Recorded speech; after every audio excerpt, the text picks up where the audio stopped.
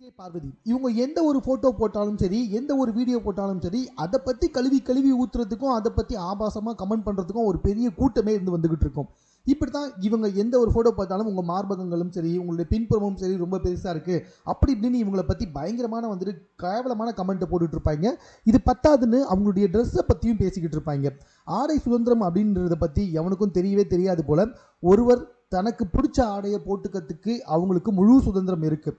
So அதை மற்றவங்க எப்படி பார்க்குறாங்கன்றதை பற்றி அவங்க யோசிச்சாங்கன்னா அவங்க எப்படி அவங்களுக்கு பிடிச்ச ஆடையை போட முடியும்.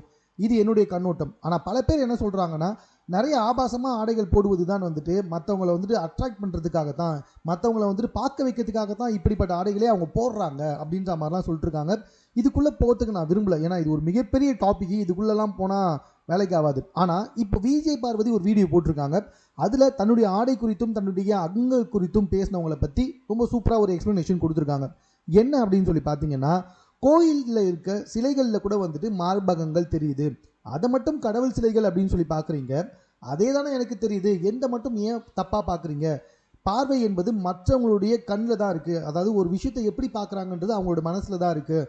அந்த மாதிரி பார்த்தா வந்துட்டு எதுவுமே தப்பாக தெரியாது அப்படின்ற மாதிரி வந்துட்டு பேசியிருக்காங்க.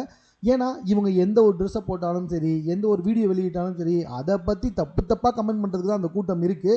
இவங்களும் இப்படி ஏகப்பட்ட வீடியோக்கள் போட்டு பதிலடி கொடுத்து தான் வந்துக்கிட்டு இருக்காங்க. பட் இருந்தாலும் இன்னும் ஏகப்பட்ட தற்குறிகள் அதை பற்றி கமெண்ட் பண்ணி தான் வந்துக்கிட்டு இருக்காங்க.